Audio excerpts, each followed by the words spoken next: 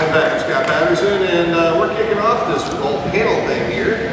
This one is about breaking into online media, which is becoming a bigger and bigger thing every day. So you got millions of people trying to do that, and it's harder than ever probably to stand out. And hopefully we can all say a couple things here to kind of help that along. I'm going to introduce myself. I'll start with you. I'm Ryder. I run the channel ORTPRO. I'm Retro Air, Midwest Retro Gamers show. And I'm Retro Low. I'm a portion so. Partner in crime.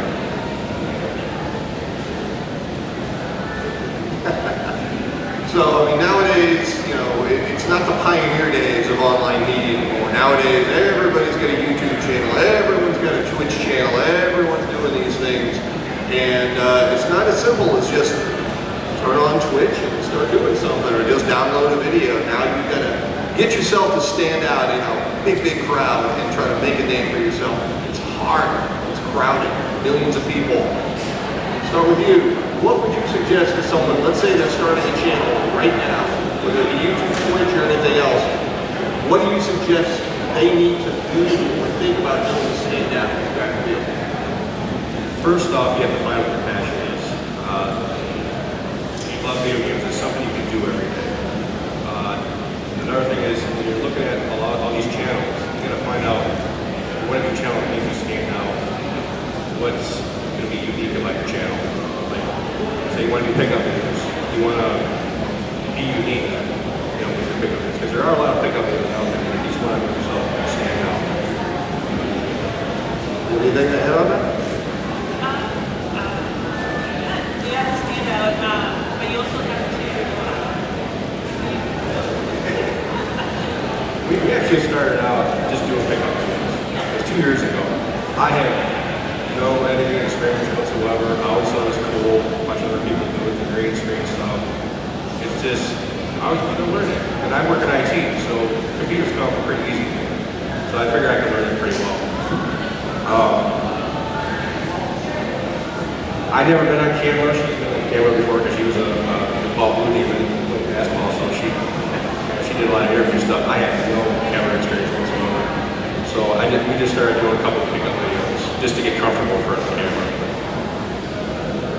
What would you suggest if you were trying to stand out? Let's say they're just starting, someone started one right now. Well, it's basically the same thing that they've been saying.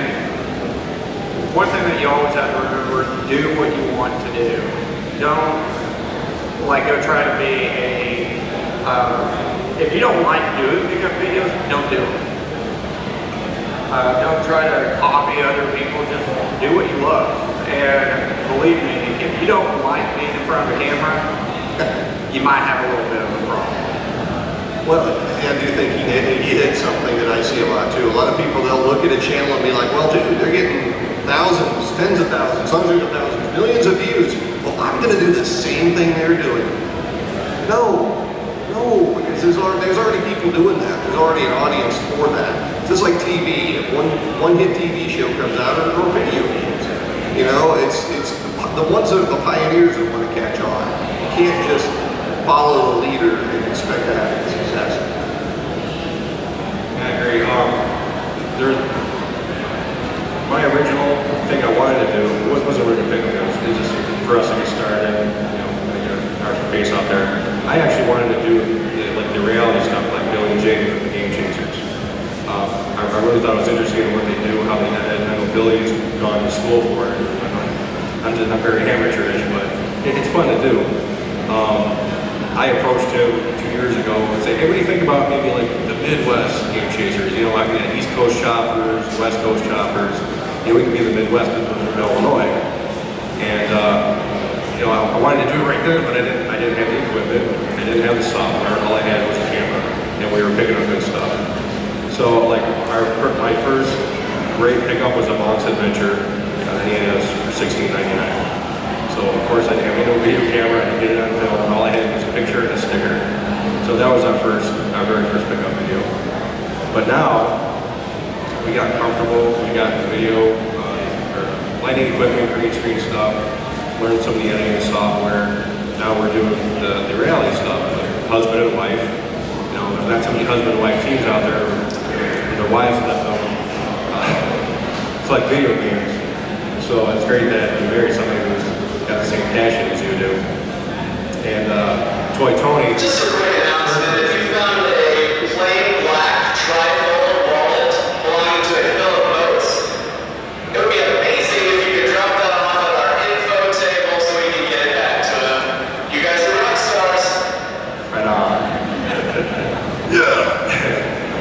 Toy Tony, he's our third guy here. He's my cousin. He's like our toy expert. Then you guys know who Pixel Dan is, who is a big toy expert. He reminds me of a Pixel Dan. He's very informative about toys. He knows his stuff. He knows a lot more than I do. So when we go to the flea markets and garage sales, he's like my go-to guy. He's like, hey, is this a good price for this? And then the opposite is, I'm better at the video games than he is. So if he asks me, in my opinion, what prices of games are, if it's a good deal or not. So. Well, and one other thing too that always comes out to me, because I don't do as much video stuff as I used to, or as a lot of other people do. Of course, there's some reasons for that. There's a TV development deal that limits what I can do in that. But I do a lot of social media stuff, especially Twitter, that sort of thing. And when I do post some stuff on YouTube, I tend to reply to the comments and that sort of thing, because to me, that's one of the biggest things that's lacking. We have a lot of social media, YouTube and Twitch stars out there, and it's like they love being out on camera in front of people, but I don't see a lot of them interact with that audience. To me, that is paramount. It's because it makes it stand out. I mean, you watch someone on TV, you can't necessarily interact with that person. You watch someone on a movie, you can't necessarily interact with that person. But on these types of things, they're able to interact with you directly. And to me, I think it's a vital part of building and maintaining that audience is inclusion and responding to them. How important do you feel? What do you think? What's your opinion on that? Could you please repeat the question? How important is it for people in online media to interact with their audience and reply to their audience? Oh, it's very important. The other side, whenever people are commenting, you'll see good stuff and get ready for the trolls and the people that, if you do end up doing video games, you'll get something that other people don't like and they will hate on you because of it. But for every one person that hates something that you got, there's, thousands or hundreds, maybe even one other that loves the fact that you got that and they're happy for you. Doing the whole Twitter thing is really important. I'm horrible at doing Twitter, especially Facebook. Facebook's really important. It seems it helps keep that connection with the audience. And I'm horrible at that, at the Facebook. I dislike Facebook. He does know something too. It is important about the trolls, and there always are. And some of them are hateful people, and some of them they're just doing it for their own laughs or whatever. But like he pointed out, for every person that hates on it, there's more people that like it, but they tend to be a little more silent. I find like you'll walk into a convention like this, and you'll have people that come up and they'll tell you how much they like everything you do. Nobody comes and hates on you in person. They do that online for their own reasons. What do you think on that? Yeah, we've been pretty lucky. We haven't had too many comments, like bad troll comments. I had maybe one or two here and there, but I don't stand for it. I deleted it. We also have a lot of comments where it improves our show. Like they give us a lot of feedback. We love the feedback, and we always try to improve on that. So yeah, and I'm still amateur, so I know some of my videos have the sound problem. It could be our camera, it could be my editing skills. I don't know. I'm still working on it. The lighting's good. There's 3-point lighting. 1, 2, 3. It gets away in the shadows. So I learned that from the beginning of the show. Yeah, so it was a very helpful tip. Whenever you're a giant, you're not going to get as much hate, by the way. You ever looked at my Facebook feed? No. It's all up to mileage. And sometimes it's how much you feed the negatives too. If you typically, if you try to keep a nice positive conversation flow going, more positive people will join in. If it becomes very vitriolic and very focused on just the negative, those are the types of people you're going to draw in. And, you know, that hurts your audience. Most of the people out there are fed up with that. They don't want to do that. Yeah, I agree. And go with the social media, you know, we're on social media, we made a Facebook page. I'm constantly on Twitter here, you know, every now and then I'm on Twitter. But I'm more than the tech geek, you know, like her, so. We have Instagram too, you know, like use your resources that you have online. You know? Right. Hey, advertise, t-shirts, you know, we have business cards. And that's a great way to get your name out there. You know, how many times I've ran into people that, you know, we should find something retro or old toys, like, oh yeah, I love these when we were, you know, kids and stuff. And it's like, well, we kind of do a show, you know, about retro video games and toys, and I usually give a business card, you know, possibly, you know, being a subscriber, you know, review. So it's always good to have those business cards. He goes right to the third point I was going to make before we flip it over to the people here, is promotion. Just like in any business, I mean, if somebody opens up a restaurant on the corner and doesn't even put up a sign, and doesn't advertise that they're open, and doesn't let anyone know they're there, only so many people are going to wander in the door. This isn't Field of Dreams. So build it and they will come. You can't just stick up a YouTube video and sit back and wait and keep hitting refresh and check the counter. No one's going to come to it unless they know it's there. No one's going to come to your Twitter unless they know it's there. You got to use all of these tools to your advantage and promote, and not just promote online. Coming to events like this one, I make more contacts and more networking at live events than I do with people online. And I've got tens of thousands of followers on Twitter and all that sort of thing. But there's people that don't want to interact that way. They'd rather read and talk to people in person, meet and greet, come out to places like Super Bitcon here. And like you're saying, give away some things, stuff like that. What's your experiences with this? Really, like you're saying, like coming to stuff like this is really paramount whenever you're trying to get your name out there. I know that getting business cards, so that way whenever you do meet someone and you're like, oh yeah, check me out on YouTube, and then if you don't have something to give them, like I don't, then they'll go home and they'll totally forget what your channel was. You always gotta be nice also. It's real important, because if you kind of play like that. If you kind of play a certain role online, it doesn't mean that you have to come out and be that role to people. That's exhausting. No, don't even try that. Just be yourself. You gotta be yourself. You know, I mean, yeah, I got the macho man haircut, the sunglasses, but I don't, you know, I'm just come out here and talk to people like a normal thing. I do see some people, like he's talking about trying to play a character in real life. People aren't going to connect with that. I mean, we're all gamers. We're all into this. Or even if it's not gaming, you're also into pop culture or cosplay or voice acting or whatever it is, or sports. They want to go talk to actual people. They don't want to talk to characters so much. Yeah, I do agree with that. You know,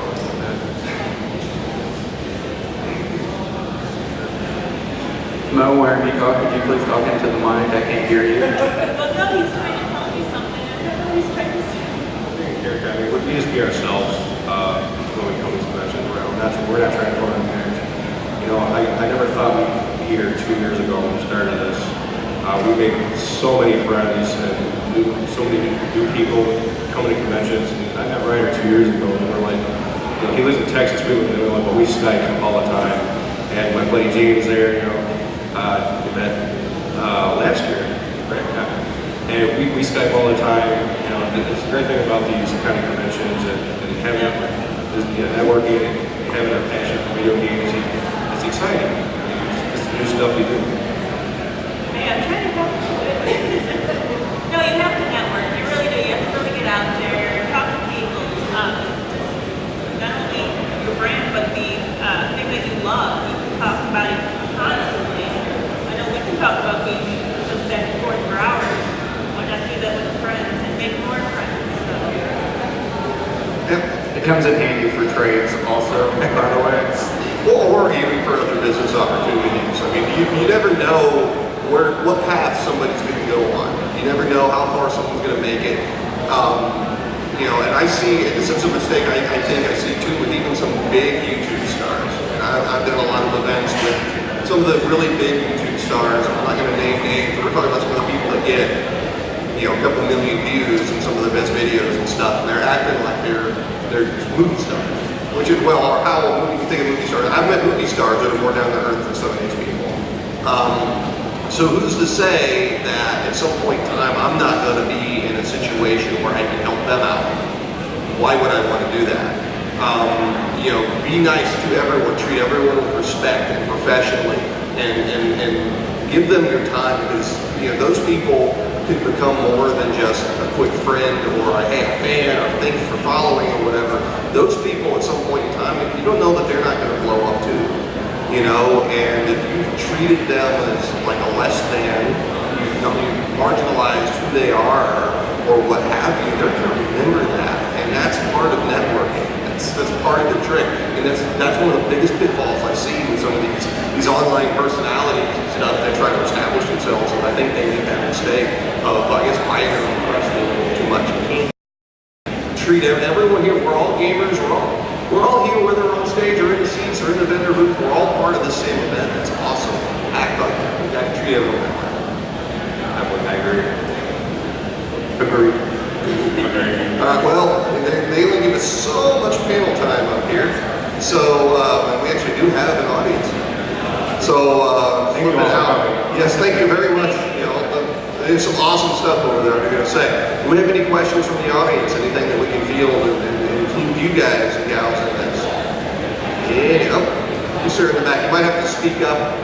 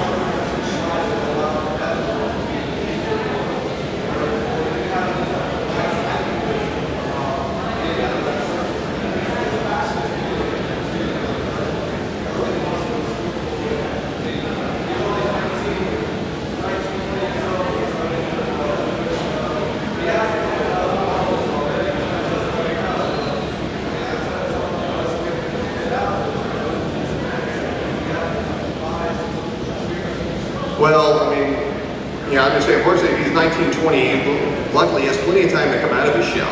But, I mean, I'm assuming I can speak for present company accepted here on this as well. I'm sure they'll chime in on that. But I understand sometimes being shy or being nervous. I think everybody, like anyone that says that they're not going to be nervous about going out to a crowd and meeting some people and networking and putting themselves out there, if they're not being truthful, if they're saying like, I got no problem with that. Everybody's going to have a little stage fright. Everyone's going to have a little bit of that. There's more than enough times.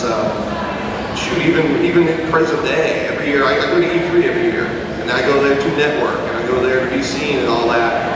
And after a little while, I have to go just hide somewhere. I only have so much of it in me before I got to go recharge myself. You know, like I know a couple places I can go and kind of be by myself for a little bit. Because you know it's overwhelming. It's exhausting to be on like that. Everyone deals with that. He's just gonna have to work his way through it somehow.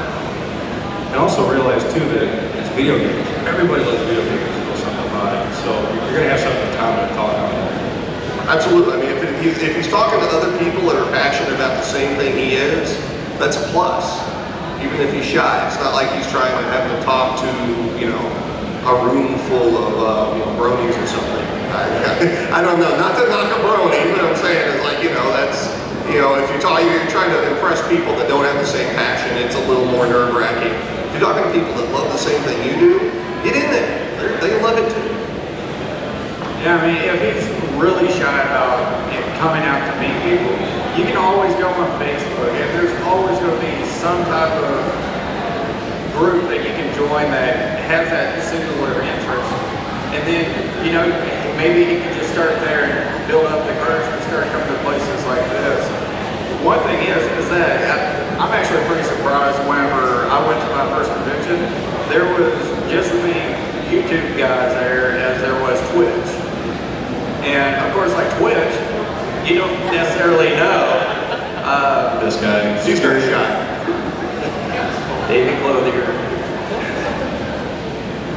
People call him douchebag Clothier, but whenever you come here, it's kind of funny because YouTube is kind of easy to know who is the YouTube person. On Twitch, if you're not on Twitch constantly just going through different people's stuff, it's harder to get found that way, in my opinion. And I would tell him to just start at Facebook and then drag him out here tomorrow because this is going on tomorrow. And get definitely in the groups, like Retro Gamer Society. I'm one of the admins of Illinois. There's Texas, Oklahoma, there's New York. I mean, join those and make new friends on it. Actually, that's how we started out finding about this convention, was joining the Texas group. And we met David, who just ran by, Ryder, all these great people. So that's what you gotta do. Yeah, start joining just about every one of them. It's not like only Texas people could be a Texas Retro Gaming Society or on Facebook.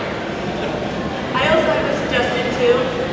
Like once he starts building up a network with those, like Facebook, YouTube, whatever, friends, then when he does get in front of them, it's easier to talk in front of your friends, and then it gets easier to talk in front of more people. Like you have that support system there too. So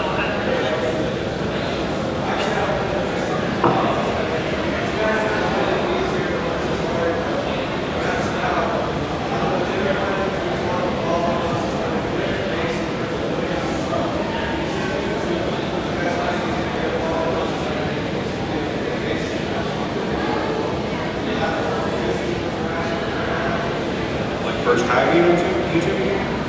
It's like, well, I was all for the idea. Like, I'd never been on camera. I was like, yeah, whatever. This is fun. It's a fun thing to do. See, I was really nervous about it. I was like, just do it. And it's fun. Why not? But as I said, we did something simple. Just a pickup video, just to get comfortable with start it. small, make your and go bigger.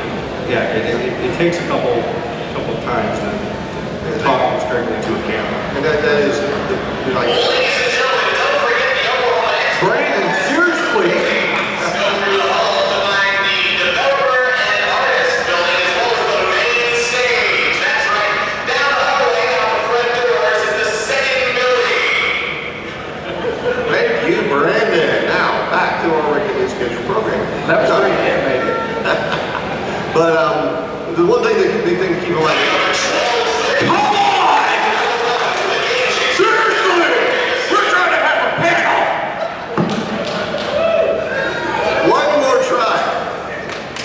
The main thing to remember. Okay, good. The main thing to remember is it takes time. He said he's 19, 20 years old. He's got a lot of time. This thing's going to evolve a lot as it goes. But I mean, these things take time. I see some people come on, it's like, man, I've been doing this 6 months and I don't have all this following yet. It's like, I suggest something too. Please don't quit your job. You always hear about people saying, I'm going to do a YouTube and that's going to be my job. I've just seen on YouTube a lot of people failing that because they put all their time and effort.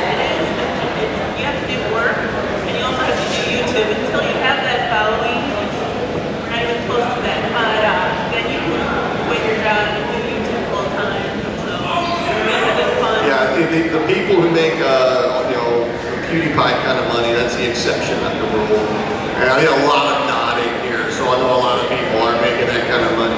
I'll be honest, YouTube does not make you money starting out at all. At all, people. Trust me. I'm sorry?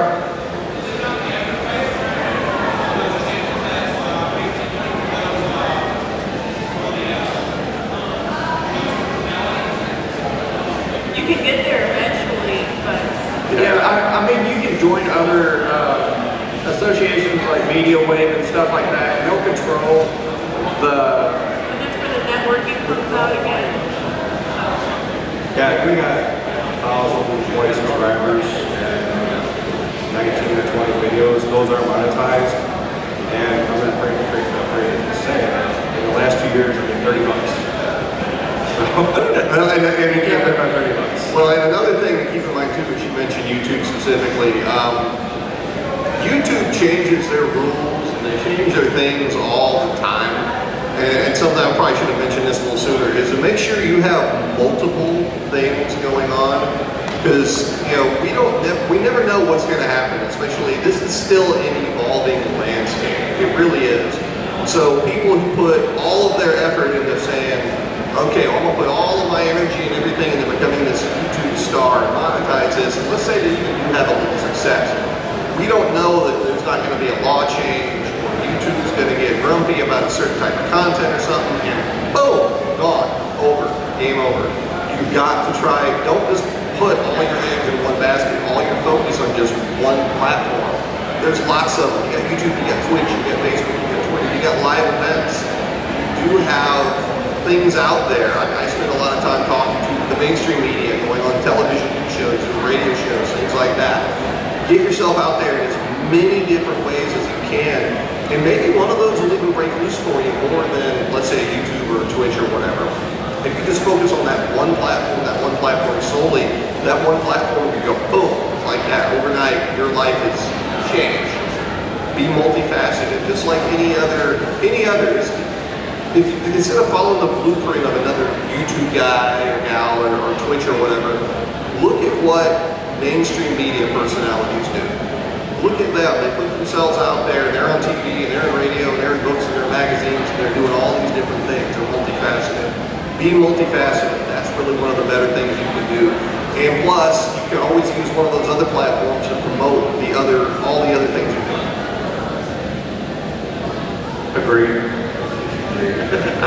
Yeah, well, one thing is that it does take a lot of time to learn how to edit and how to make good edits and stuff like that. And of course, like sound's a whole nother issue.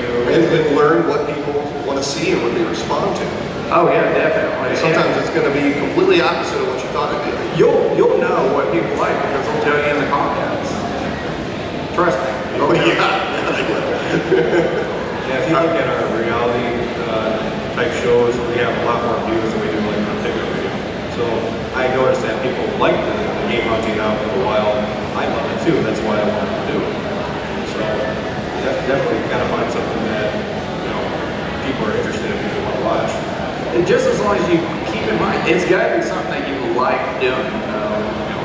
Because you'll just be miserable editing and taping everything that you do if it's because you got 10 more views on this video, although you didn't like making it. Don't start making videos that you don't like, because your audience will notice how you project that when you film it. People can tell if you got passion and love for what you're doing. They can see right through you, especially in gaming. You look at anybody's Twitter feed and see that one way or the other. The timer is running low. The sand is running out of the hourglass, so we're going to tap this off. We're going to start like this. Tell them, everybody where they can find you on online media.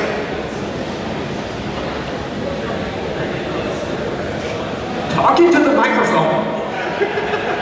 She's scared of it. Before Brandon interrupts me. Well, of course, we're on YouTube at the Midwest Retro Gamers. Well, I don't want to, I don't want to. Project. I don't want to yell. So we're on YouTube at the Midwest Retro Gamers. We're on, I always say Twitter, but Well, we are on Twitter. Twitter. We called it Tweeter one time. It was a slip. So, but we're also at the Midwest Retro Gamers on that. And Facebook. And Facebook. And Facebook page. So check us out. We love this. We also got some t-shirts here, so guys want some t-shirts. T-shirts. We have extra large and we have double XL. And it's counted because I guess there's a lot of medium to large and not big 6'6" people like me and Ryder. So if anybody wants a t-shirt, raise their hand. T-shirt. Perfect. Extra large or double X? 2X? I can go now? Brandon's going to interrupt us any moment now. Oh yeah. All right. So y'all can find me on Facebook at ORTPRO. It is ORTPRO, right? Laura? My Facebook page. Anybody that actually looks at it, it is ORTPRO. Game Chasers panel starts at 12:30 on our main stage. The main stage is located in our second hall, which is where our artists and game developers are. Okay. It is ORTPRO. And you can also find me on Twitter. It's ORT_PRO because the guy never got back to me to let me take over that name.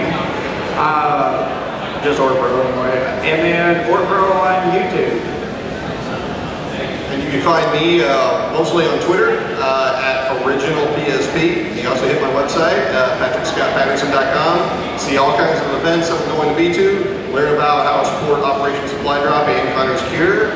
And a bunch of other things. So everybody, thank you for coming out. Thank you. One thing you Brandon. One thing real quick. If y'all have more questions, I've got a table in the next room here. Feel free to come by and talk. We also have another panel at 3:15 talking about audio, video, and software. So that'll be on the small stage on the other side. So come talk and see us. And also, NES Remix 2 Championship Mode contest over there. That's going on all day in celebration of the 25th anniversary of the Nintendo World Championships. The Oklahoma City stop of that 25 years ago was actually right on the Missouri Fairgrounds as well. And the winner of that contest today gets a trophy and a prize pack. Then they're going to come up here at 4 o'clock and take me on one-on-one. So I think you got what it takes. Bring it. Thank you for coming out and doing Super Bitcon. Please comment and subscribe. Oh wait.